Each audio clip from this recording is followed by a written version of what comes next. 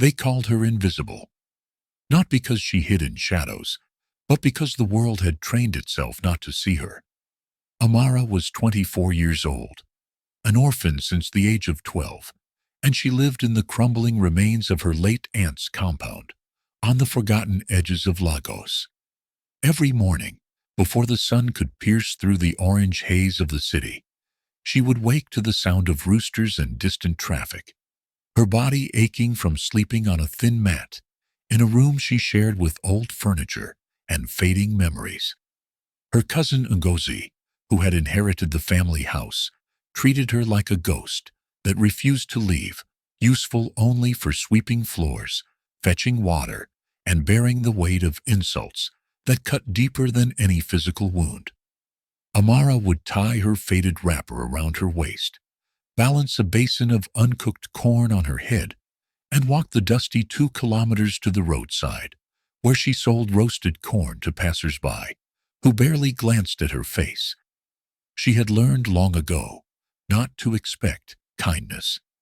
She had learned to survive on the crumbs of human decency, to smile when her stomach was empty, to say thank you even when customers haggled her down to nothing.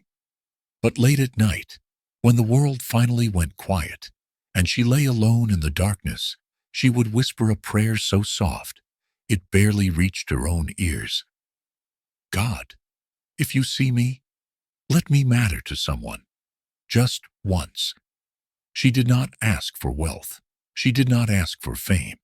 She only asked to be seen, to be real, to be loved. What Amara did not know, what she could never have known, was that her prayer had already been heard, and the answer was racing toward her life, like a storm she would never see coming. Chike Okonkwo was not a man who believed in prayers, fate, or anything he could not control with his mind and his money. At 35, he had built an empire from absolute nothing, no inheritance, no connections, no mercy, from a world that had tried to break him at every turn. He had slept on the streets of Lagos as a boy, fought for scraps in the market, and clawed his way through night school while working 3 jobs that left his hands bleeding and his body hollow. Now, he sat in a mansion made of glass and marble, overlooking the Lagos skyline like a king surveying a kingdom he had conquered by sheer will. His companies controlled millions. His name moved markets. When he entered a room, conversations stopped and heads bowed. But Chiki had learned a terrible truth that money could not silence. Success without meaning is just noise. He had everything the world said a man should want, and yet every night he stood alone on his balcony, staring at the city lights, feeling like a man trapped inside someone else's life. His wealth had brought him power, but it had also built walls, walls that kept out the fake, the greedy, the desperate, and unfortunately, the real. Everyone who came close to him wanted something. Every smile was a transaction. Every conversation was a negotiation. He had stopped believing that genuine human connection was possible for someone like him.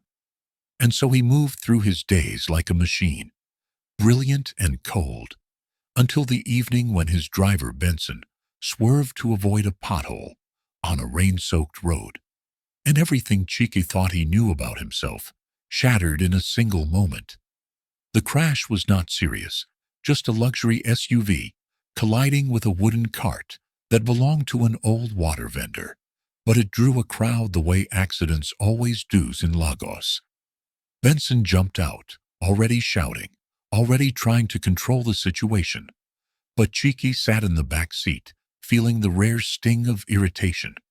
He had been on his way to another meaningless dinner, another night of polite lies and expensive wine, and now he was stuck in the rain, watching strangers argue about blame and compensation. He was about to tell Benson to simply pay whatever it cost and leave, when he saw her. She was kneeling in the mud beside the injured vendor, her clothes soaked through, her headscarf slipping off her hair, as she pressed a cloth against the old man's bleeding arm. She was not panicking. She was not performing for the crowd. She was simply there, present, focused, kind. Chike watched as she gave instructions to another vendor, as she whispered something that made the old man smile through his pain, as she reached into her own small purse and handed him money. Money she clearly could not afford to give. And then, as quickly as she had appeared, she gathered her things and disappeared into the rain, without waiting for thanks, without asking for recognition, without even glancing at the expensive car that had caused the commotion. Cheek sat frozen in his seat, his heart doing something strange and unfamiliar in his chest. Benson climbed back into the car, muttering about careless drivers and greedy onlookers, but Cheeky did not hear him. He was staring at the spot where the girl had knelt, replaying the scene in his mind like a film he needed to study, to understand. "Olga, you good?" Benson asked, glancing at his boss in the rearview mirror. Cheek blinked, his voice coming out quieter than he intended. "That girl. Who was she?" Benson shrugged. "I don't know. Just some market girl." But Cheeky knew even then that she was not just anything. She was the answer to a question he had stopped asking. For 2 weeks, Cheek did something he hadn't done in 15 years. He lied about where he was going. He told his assistant he was scouting new locations. He told his business partners he needed time to think. But the truth was simpler and more terrifying. He was returning to that roadside every evening, dressed in plain clothes, pretending to be an ordinary man, buying corn from an extraordinary girl. Her name was Amara, and she smiled at him the way people smile at strangers they will forget by tomorrow. She did not recognize him. She did not know that the man buying her corn for 50 naira had closed a deal worth 50 million that same morning.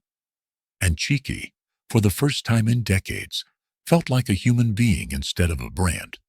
He asked her small questions: where she was from, how long she had been selling corn, whether she liked the work, and she answered with a simplicity that broke something open inside him. She did not complain. She did not beg. She simply existed in her small corner of the world, with a grace that wealth could never buy. One evening, as the sun set behind the chaos of traffic and hawkers, Cheek bought all her remaining corn and told her to go home early. She looked at him with suspicion and gratitude tangled together and asked, "Why are you being kind to me?" He wanted to tell her the truth, that she had reminded him what it felt like to be human, that watching her had become the only real part of his day, that he was falling in love with someone he barely knew. But instead he smiled and said, "Maybe the world needs more kindness." She laughed softly, a sound like wind through leaves, and said, "Then you must be new here." As she walked away, balancing her empty basin on her head, Cheeky made a decision that would change both their lives forever. He was going to make her see what he saw. He was going to make her believe she mattered. But the world, as it always does, had other plans. Amara's cousin Ngozi had noticed the well-dressed stranger who kept buying corn from the family disgrace, and her mind, poisoned by years of jealousy and bitterness, began to spin dark stories. Ngozi was beautiful in the way that requires money and effort, with her Brazilian hair and her tight dresses and her nails painted the color of expensive wine.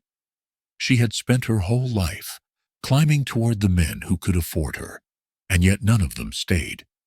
They used her and left her, while Amara, poor, plain, powerless Amara, was somehow attracting the attention of a man who drove a Range Rover and wore watches that cost more than Ngozi's rent. It was unbearable. It was unacceptable. It was a cosmic injustice that Ngozi would not tolerate. So she began her campaign of cruelty with the weapon she knew best: words. She mocked Amara in front of the other family members, calling her a fool for thinking a man like that could want anything but one thing from a girl like her. She spread whispers in the compound that Amara was selling more than corn on that roadside. She made sure that every small moment of hope Amara felt was followed by a wave of shame and doubt. And it worked.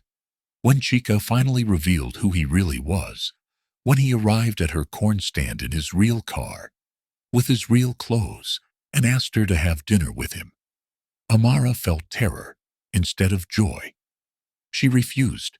She told him she was not the kind of girl who went to dinner with billionaires. She told him he had made a mistake, but Chica, who had spent his entire life fighting for what he wanted, wasn't going to walk away from the only thing that had ever felt right. He handed her a business card with his private number and said words that would echo in her mind for weeks. "I don't care what you've been told about yourself, Amara. You matter, not because of what you have, but because of who you are. And when you're ready to believe that, call me." 3 weeks passed before Amara found the courage to dial the number on that card, her hands shaking so badly she almost dropped the phone twice. Mama Aoife, the old market woman who had been the only person to treat Amara like a daughter, had finally convinced her that running from a blessing was the same as running from God. "That man sees you, child," Mama Aoife had said, gripping Amara's hands with her weathered fingers. "And when someone truly sees you, it is a gift. Do not throw away gifts because you feel unworthy of them." So Amara called, and Chica answered on the first ring, as if he had been waiting by the phone for 21 days straight. He picked her up himself. No driver, no show. Just a man in a simple shirt, taking a woman to a quiet restaurant where the lights were soft and the world felt far away. Amara had never been anywhere like it. She felt out of place in her best dress, which was still just a church dress she had owned for 5 years. But Chica looked at her like she was wearing diamonds. They talked for 3 hours. Chica told her things he had never told anyone. About the years he spent homeless, about the beatings he endured from older boys who stole his food, about the night he slept in the rain because every shelter was full, and he thought he might die from cold and hunger before morning. He told her how he built his empire on anger first, then ambition, then emptiness. "I thought if I became rich enough, I would finally feel like I mattered," he said, his voice low and honest. "But I was wrong. I just became a different kind of invisible." Amara, tears streaming down her face, reached across the table and touched his hand, a gesture so simple and so brave that Chica felt his throat close with emotion. "You matter," she whispered. "You always did." And in that moment, in that quiet restaurant with the noise of Lagos humming outside, two people who had been invisible to the world finally saw each other clearly. What followed was a season of impossible beauty and inevitable pain. Chica began courting Amara with a gentleness that shocked everyone who knew him. He did not try to change her. He did not try to buy her. He simply spent time with her, learning the shape of her heart, the way a sculptor learns the shape of stone. He would send his driver, Benson, to check on her when he was traveling. He would pay her rent anonymously, so she would not feel like a charity case. He would show up at her corn stand and help her roast corn, his expensive clothes smelling like smoke and fire, his laughter echoing through the market, all like something holy. For the first time in her life, Amara felt seen, valued, cherished. She began to walk with her head a little higher. She began to believe that maybe, just maybe, she was not a mistake. But Ngozi watched it all from the shadows, her jealousy curdling into something darker and more dangerous. She could not understand how someone like Amara, someone with nothing, could win the heart of someone like Chica. It violated every rule Ngozi believed about the world. and so she decided to destroy it. She went to the market and spread rumors like poison through water. She told the other vendors that Amara was prostituting herself to the billionaire. She told them that Amara had trapped him with village witchcraft. She made sure that every time Amara walked through the market, she heard whispers and saw judging eyes. The rumors spread fast, the way lies always do, until even strangers who had never met Amara believed they knew her story. And when the gossip reached Chica's ears, through one of his business associates, who had heard it from a driver, who had heard it from a market woman, he felt a rage he hadn't felt since his childhood. The rage of watching something precious being destroyed by people who could not understand its value. Chike did not hesitate. He drove straight to Amara's compound, past Ngozi, who tried to block his path with fake smiles and desperate apologies, and found Amara sitting on the ground in her small room, weeping into her hands. She looked up at him with eyes red from crying, and said, "They're right about me. I'm nobody. I don't belong in your world. I'm just a girl who sells corn."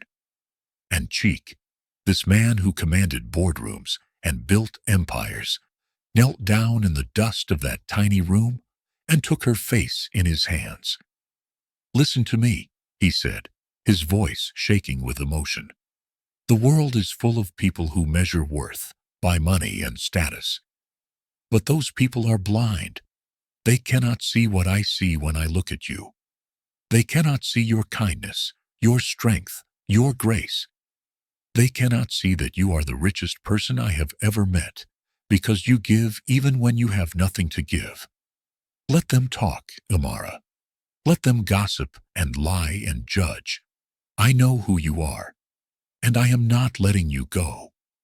He stayed with her that night, sitting on the floor of her room, holding her hand, while the world outside continued its cruel and ignorant spinning. And when Ngozi dared to knock on the door to see what was happening, Chico opened it and looked at her with eyes so cold she actually stepped backward. "If you ever speak about her again," he said quietly, "I will make sure everyone knows exactly who you are. Not the person you pretend to be, the person you really are." Ngozi's face twisted with rage and shame, but she said nothing. She had finally met someone she could not manipulate, and it terrified her. Within days, the rumors exploded beyond the market and into the digital world. Someone had contacted a tabloid journalist, feeding them a story about a gold-digging orphan who had seduced Lagos's most eligible bachelor. The headline read, "Billionaire Chike Okonkwo, trapped by roadside prostitute," and it spread across social media like wildfire. Amara saw it on a phone screen while walking through the market, and she felt her entire body go numb. Strangers were commenting on her life, calling her names she had never heard, reducing her entire existence to a transaction they had invented in their minds. Cheek's business partners began calling emergency meetings, warning him that this scandal could damage his reputation, cost him contracts, alienate investors. His lawyer advised him to release a statement denying any serious relationship with the girl. His public relations team drafted an apology for the misunderstanding. Everyone in Chike's world expected him to do what powerful men always do when their image is threatened: sacrifice the woman and save himself. But Chike was not like other men. He had spent his entire life proving that he was more than what the world said he was, and he would not let Amara suffer the same judgment. He called a press conference, and every major outlet in Lagos showed up because they thought they were about to witness a public breakup. They thought they were about to see a billionaire distance himself from a scandal. They could not have been more wrong. Chike walked onto that stage in his perfectly tailored suit, stood behind a podium with microphones pointed at his face like weapons, and said words that would be replayed 1,000,000 times across the country. My name is Chike Okonkwo, and I am in love with a woman named Amara." The room exploded with shouted questions, camera flashes, and gasps of disbelief. But Chike continued, his voice steady and strong. "Many of you have read lies about her. You have called her names. You have reduced her to a story that fits your small understanding of what love should look like. But let me tell you who she really is." He paused, his eyes finding Amara in the back of the room, where she stood with Mama Ife, her face wet with tears. She is the woman who stopped to help a bleeding stranger in the rain, while everyone else walked past. She is the woman who gives her last money to people who need it more than she does. She is the woman who taught me that wealth, without kindness, is just poverty and expensive clothes. She never asked me for anything. She never tried to use me. She simply existed in her truth, and her truth was so beautiful that I could not look away. The journalists were silent now, their pens hovering over notebooks, their cameras still rolling, but somehow reverent. "You want to know if she is with me for my money? Let me answer that question clearly. I hope she is with me despite my money. Because everything I have built, everything I own, means nothing compared to what she has given me. She gave me back my humanity. She reminded me what it means to be real in a world full of pretenders." He stepped away from the podium, ignoring the eruption of questions behind him, and walked straight to Amara. The cameras followed him like a swarm, but he did not care. He took her hand in front of everyone, in front of the journalists, the business partners, the judgment and the gossip.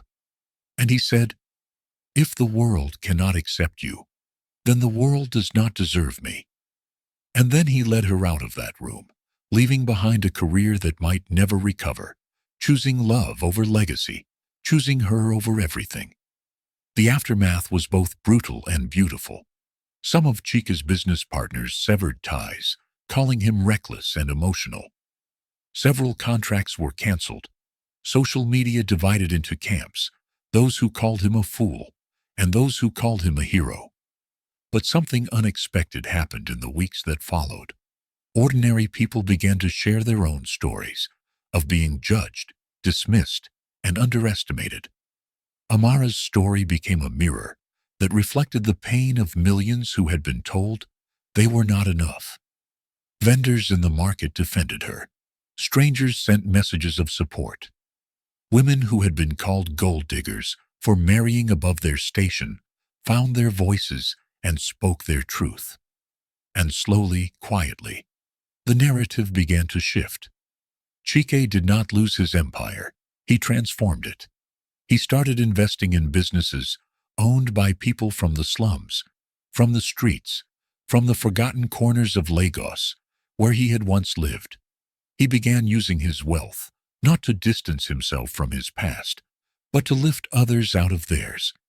And Amara, still humble but no longer invisible, stood beside him not as a trophy, but as a partner. She started a foundation for orphaned girls, giving them the support she never had. She spoke at schools about dignity and self-worth. She remained herself, still kind, still gentle, still real. But now the world was finally paying attention. Ngozi, meanwhile, faded into a bitter isolation of her own making. Her beauty wasted on a heart that had never learned to love anything but itself. She had destroyed the only family she had left, and now she sat alone in the house she had inherited, watching Amara's life unfold on television screens and phone screens, realizing too late that jealousy is a prison we build for ourselves. 6 months after the press conference, Chika and Amara were married in a ceremony that perfectly captured who they were, simple but profound, small but significant. It was not held in a cathedral or a luxury hotel.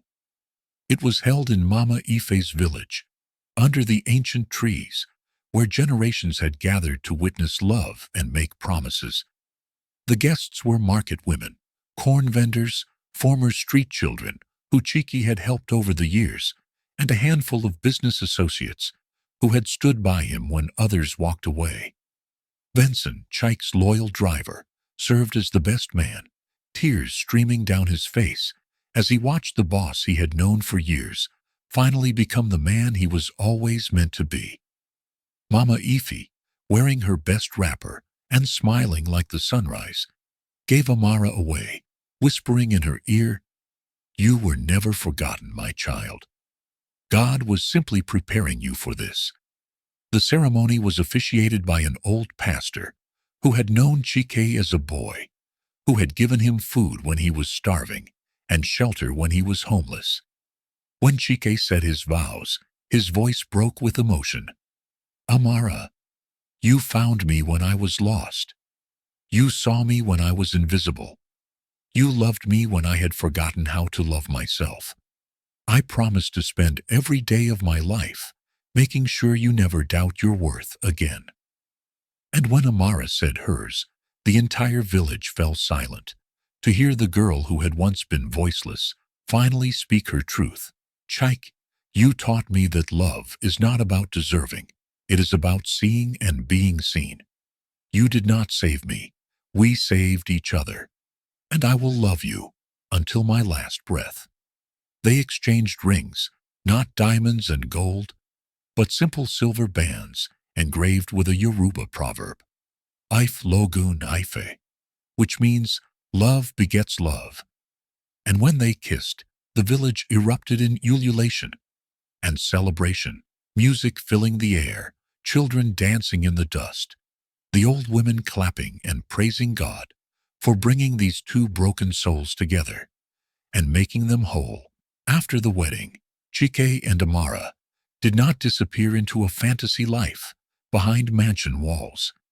They built something different, a life that honored both worlds, the village and the city, the humble and the grand. They kept Amara's corn stand running, but now it was managed by young girls who needed jobs and dignity. They lived in Chike's mansion, but they also spent weekends in the village, sitting with Mama Ife and listening to stories from the elders. Chike continued building his empire, but now every decision was filtered through a new question. Does this make the world better, or just richer? And Amara, who had spent her whole life being told she was nothing, became a voice for the forgotten, speaking at conferences, writing articles, reminding the powerful that every human being has a story worth hearing and a life worth honoring. They faced challenges, of course.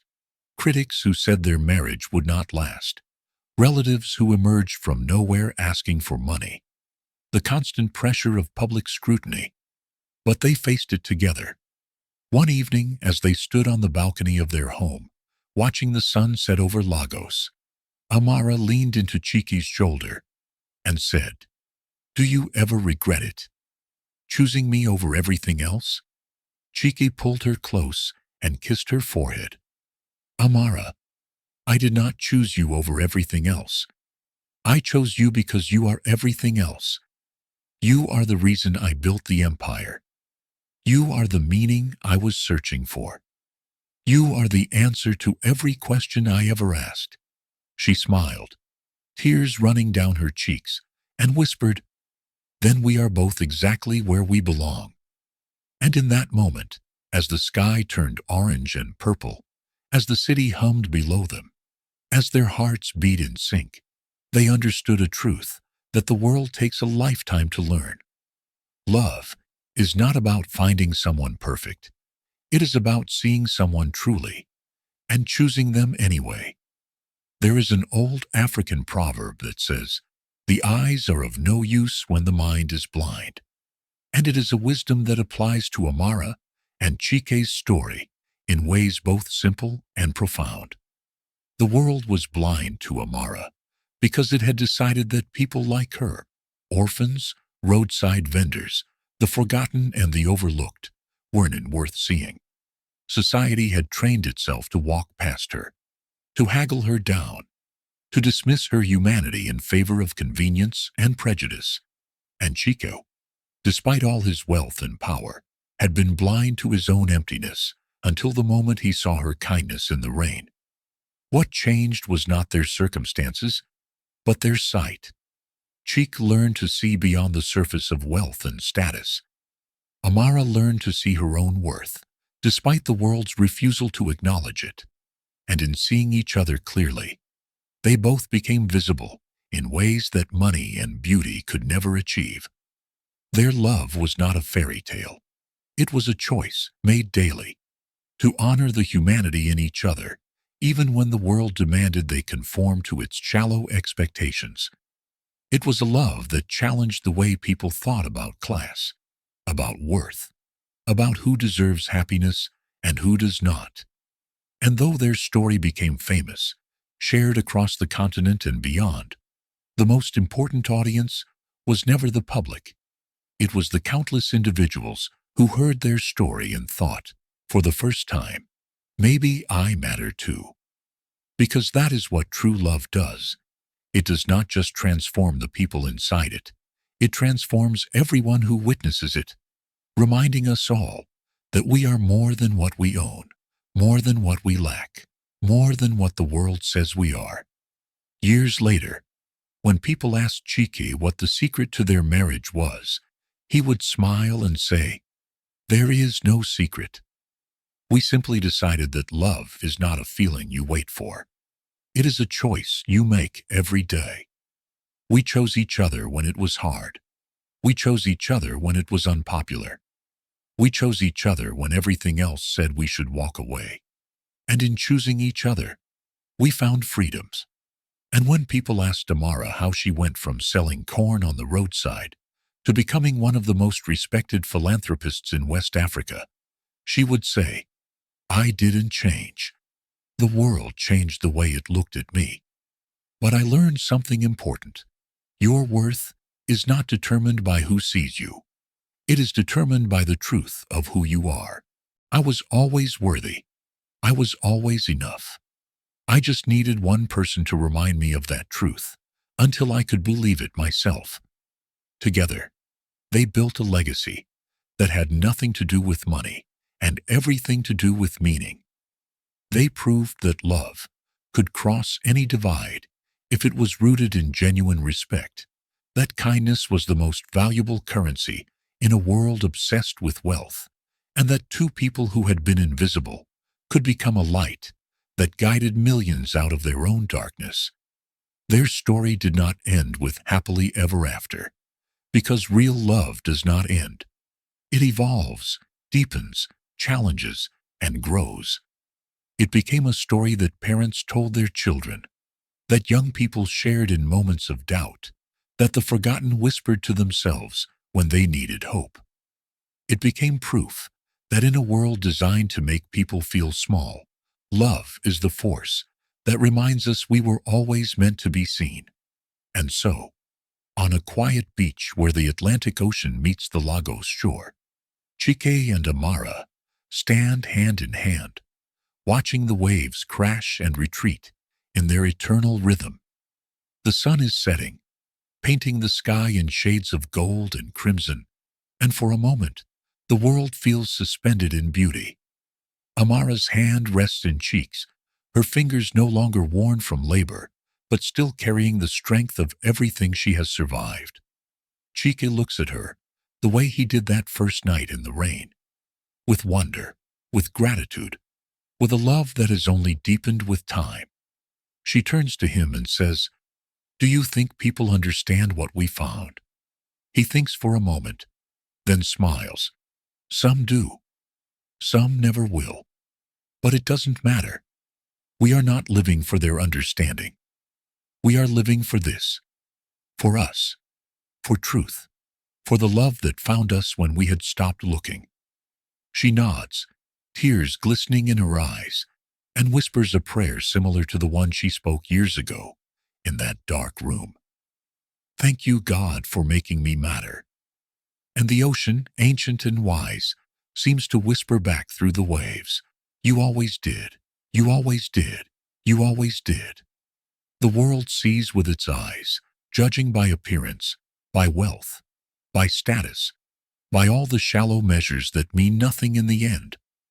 But love sees with the heart, and the heart never lies. It sees worth where the world sees waste. It sees beauty where the world sees brokenness.